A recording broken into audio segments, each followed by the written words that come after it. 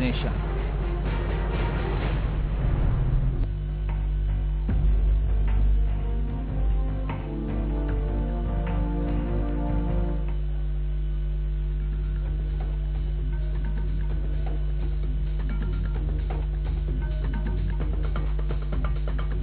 नमस्कार, आप देख रहे हैं स्पेशल रिपोर्ट में हूं रमेश भट्ट। स्पेशल रिपोर्ट में आज हम आपको दिखाएंगे दिल्ली के जेएनयू आज कैसे खून से लहूलुहान हो गया। एक लड़का क्यों एक लड़की का खून का प्यासा हो गया। वो लड़की उसी के क्लास में पढ़ती थी, लेकिन अचानक ऐसा क्या हुआ कि उस लड़के ने लड़की पर जानलेवा हमला कर दिया और फिर हमले के बाद उसने खुदकुशी कर ली और वो मर गया।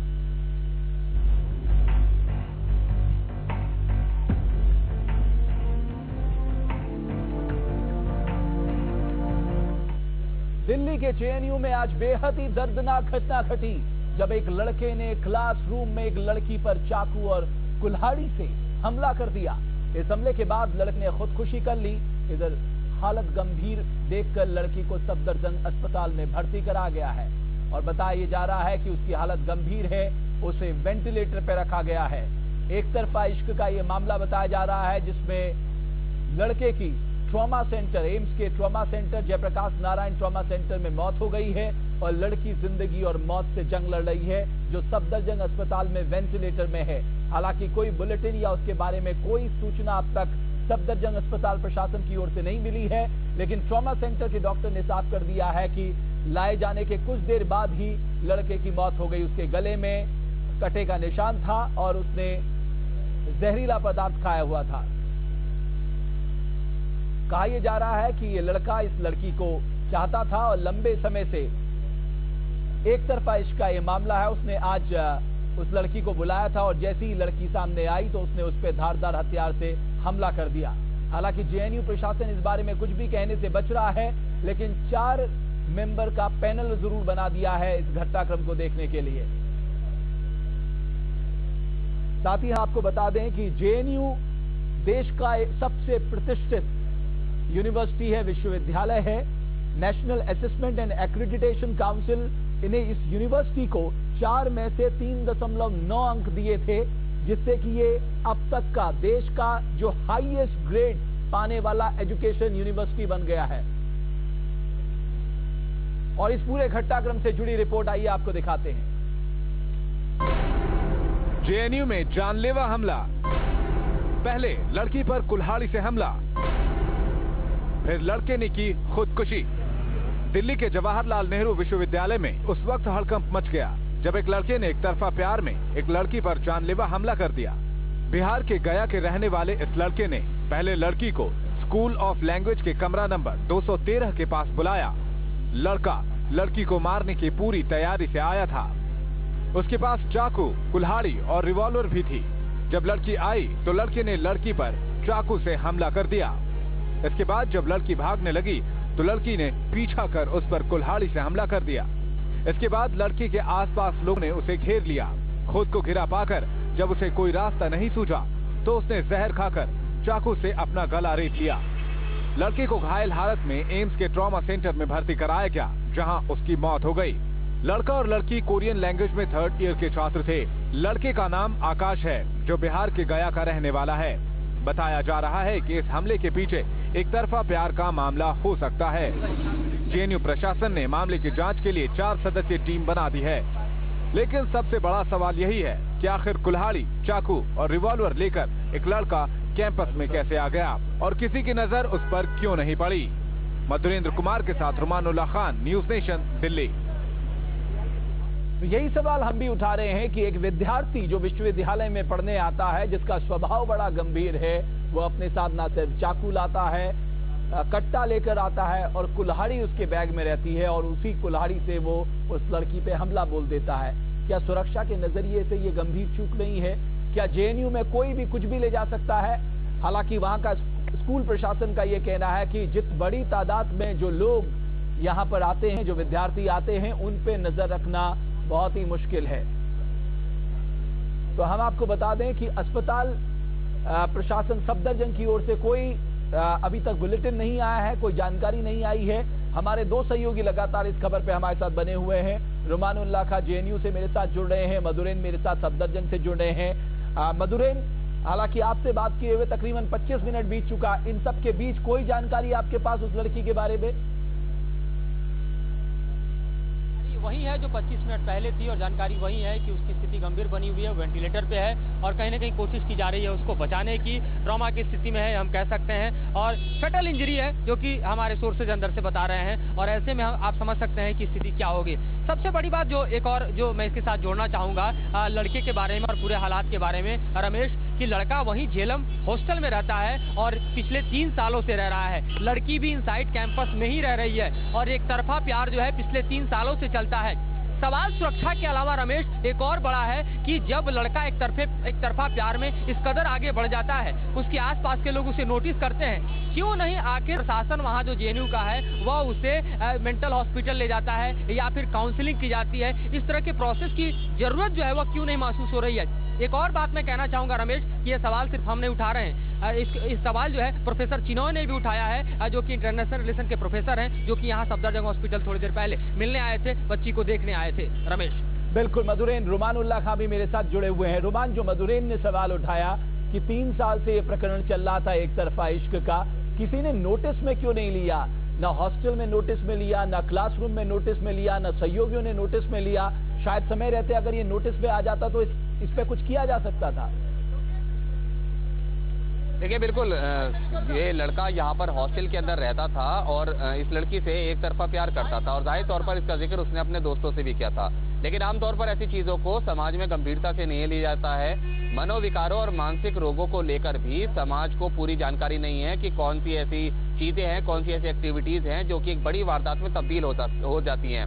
जाहिर तौर पर इस एजुकेशन की कमी इस पूरी वारदात की वजह बनी है और लड़का पूरी प्लानिंग के साथ अंदर आया था। कुल्हाड़ी को छोटा करके साइज छोटा किया था उसने, अपने बैग के अंदर रखा था, चाकू लेकर आया था और एक देसी तमंचा लेकर आया था।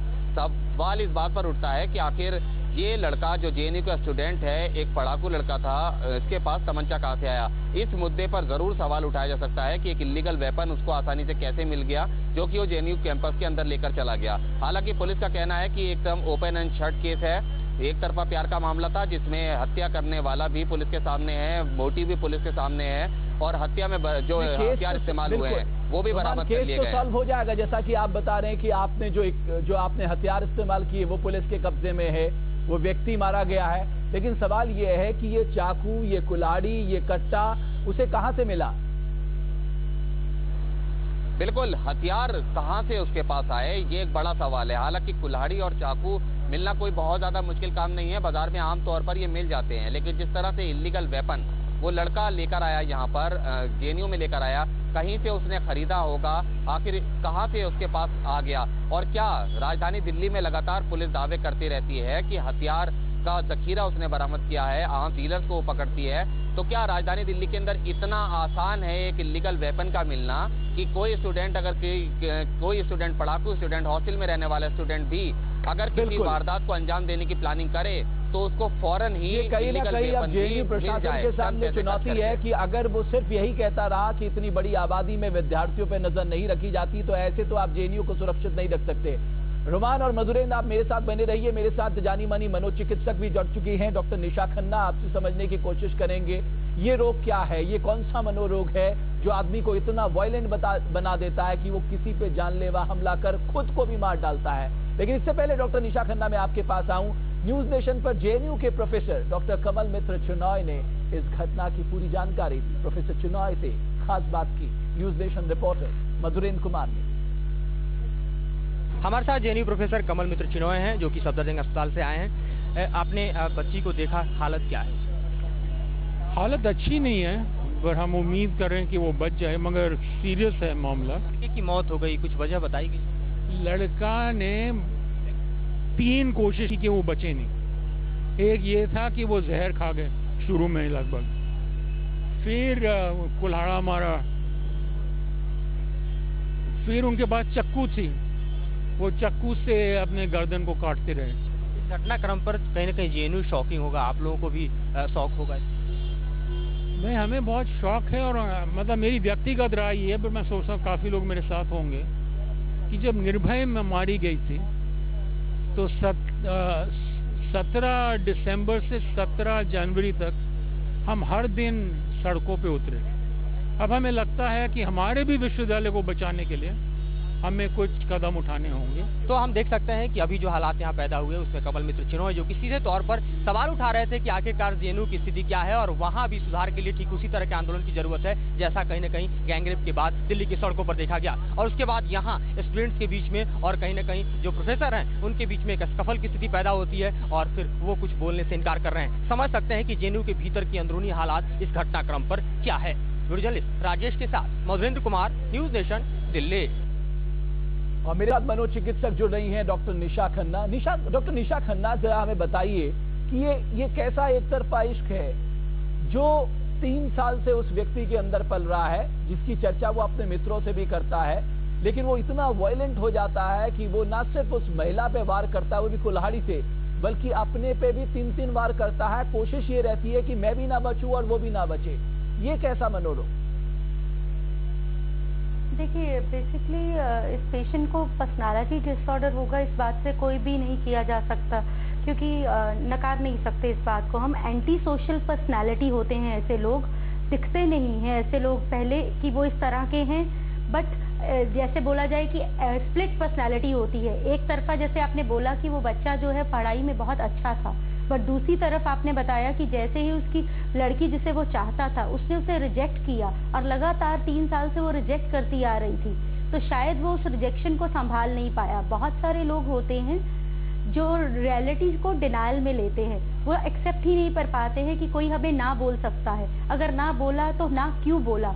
तो अपने आप से उन्हें लगता है कि हम दूसरे इंसान को जबरदस्ती किसी भी तरह फोर्सफुल कंट्रोल फ्रीक होकर, क्या वजह है किसी दूसरे इंसान ने मुझे ना कर दी, तो वो शायद उस ना को ही अपना नहीं पाते। जैसे आपने बताया, लग रहा है कि ये पर्सनालिटी डिसऑर्डर इतना ज्यादा बढ़ जाता है कि व्यक्ति को लगता है कि अगर कोई उसको दरकिनार कर रहा है, कोई उसे रिजेक्ट कर रहा है, तो वो अपने को मारने में उतारू हो जाता है। डेफिनेटली, क्योंकि ये पर्सनालिटी डिसऑर्डर्स ये बचपन से ही दिखते हैं सिम्टम्स।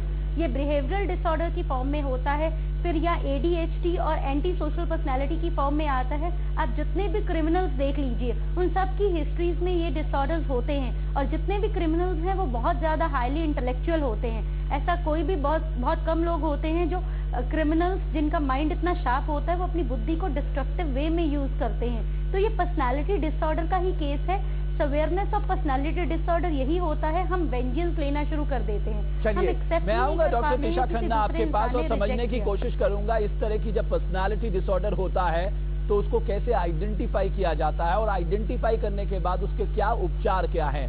लेकिन रुमान उल्लाह खां मेरे साथ JNU से बने हुए हैं। रुमान, आपने सुना डॉक्टर कमल मित्र चिनॉय, JNU का एक बहुत माना जाना नाम, उन्होंने क्या वर्डिंग्स इस्तेमाल की है। उन्होंने कहा निर्भया के मामले के बाद 1 महीने तक लोग सड़कों पे थे और ऐसा ही कुछ अब JNU को बचाने के लिए करना पड़ेगा। यानी वहां के एक माने जाने प्रोफेसर ये कह रहे हैं, जो ये इस बात को इंगित करता है कि JNU में सुरक्षा के लिहाज से सब कुछ ठीक ठाक नहीं है। देखिए, बिल्कुल, हालांकि उनकी इस बात से कई गंभीर सवाल जरूर पैदा हुए हैं कि आखिर ऐसा क्या है JNU में जिसको लेकर वो चाहते हैं कि JNU को बचाया जाए।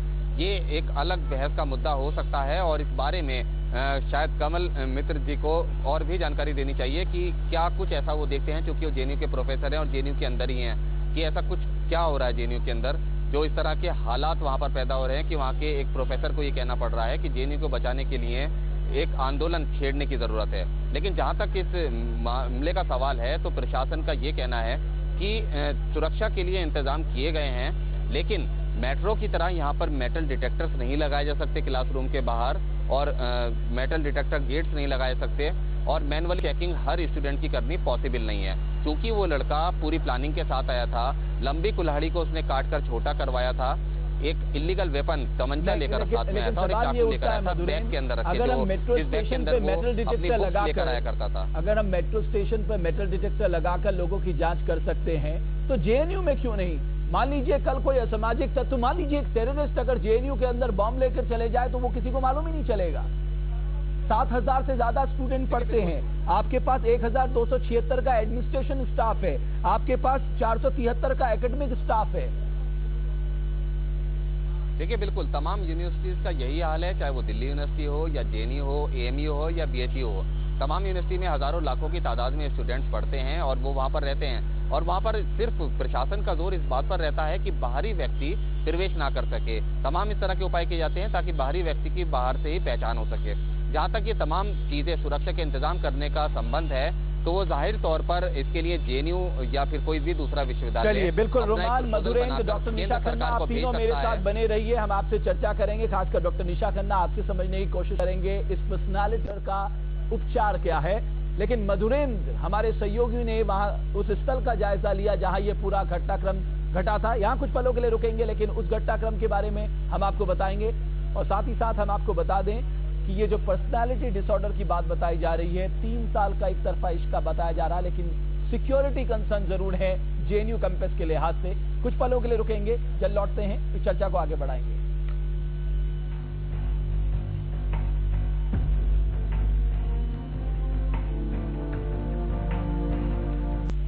जब हमने उसको देखा, हमने पाया कि उसको लग रहा था कि सस्पेक्टेड पॉइजनिंग है, कुछ पॉइजन उसने लिया हुआ है, और उसका गले में गला भी कटा हुआ था, आधा स्लैश था उसका गला, और कोई बाहरी इंजरी और कुछ नहीं था उसको। तो मेरे को, और वो अभी कुछ देर पहले उसका निधन हो गया, और करीब 1:15 पे।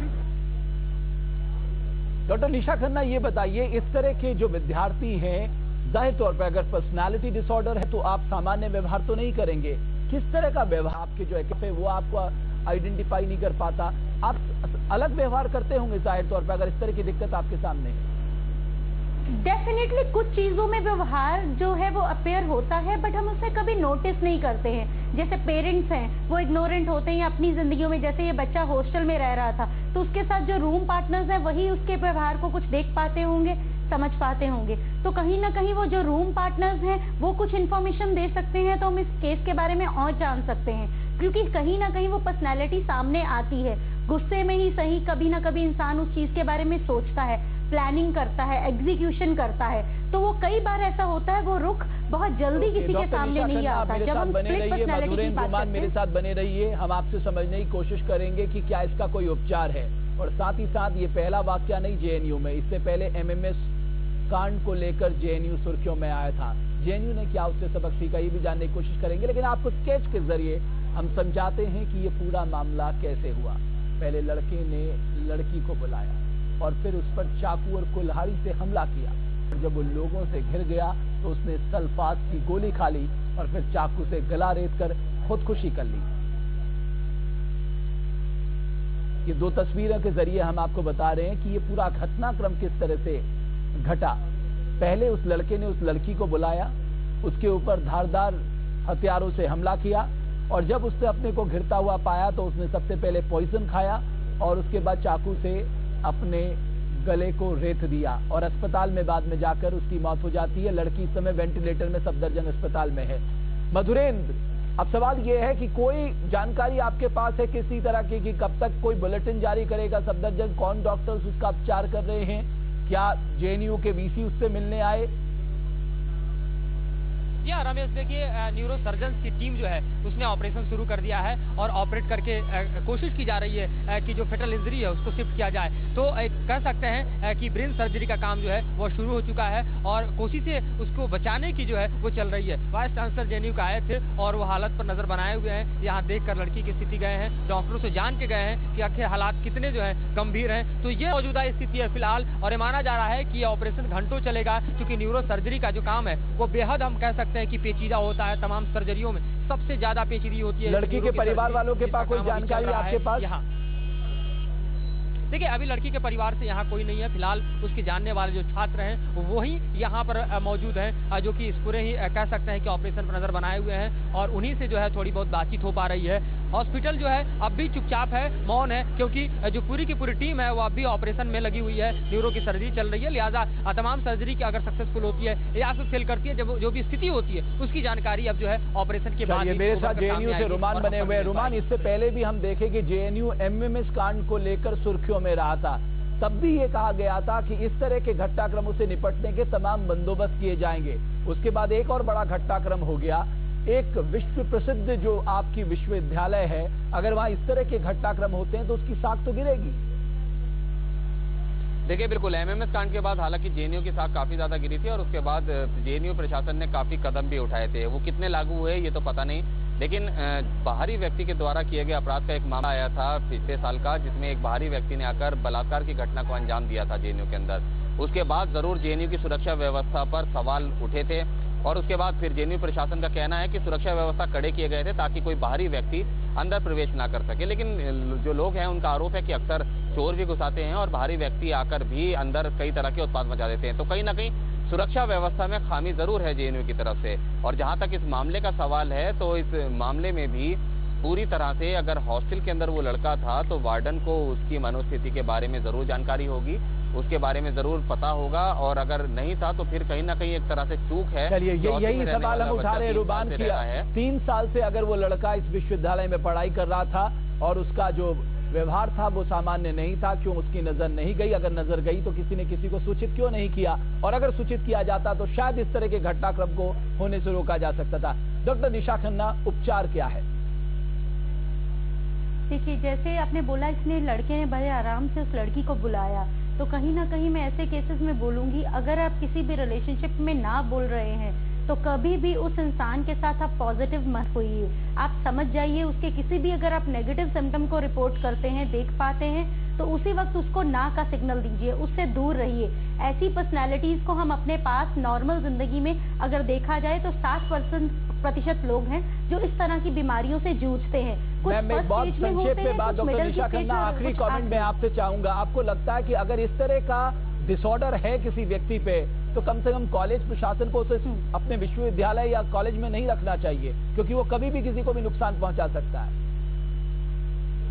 डेफिनेटली, बट मैं ये बोलूंगी कि अगर एडमिशन के दौरान अगर ये लोग पर्सनालिटी टेस्ट कर दें तो वो ज्यादा अच्छा होगा, ताकि इनको पता लग पाए कोई पर्सनालिटी टेस्ट करके वो इंसान कहाँ स्टैंड कर रहा है, क्या उसमें कोई मनोविकृति तो नहीं है, अगर है तो काउंसलिंग प्रोवाइड कराइए। आपका सुझाव बहुत अच्छा है डॉक्टर निशा खन्ना। हमसे जुड़ने के लिए, तमाम जानकारी देने के लिए आपका बहुत बहुत शुक्रिया। रोमान, मधुरेंद्र, आप दोनों का भी बहुत बहुत शुक्रिया।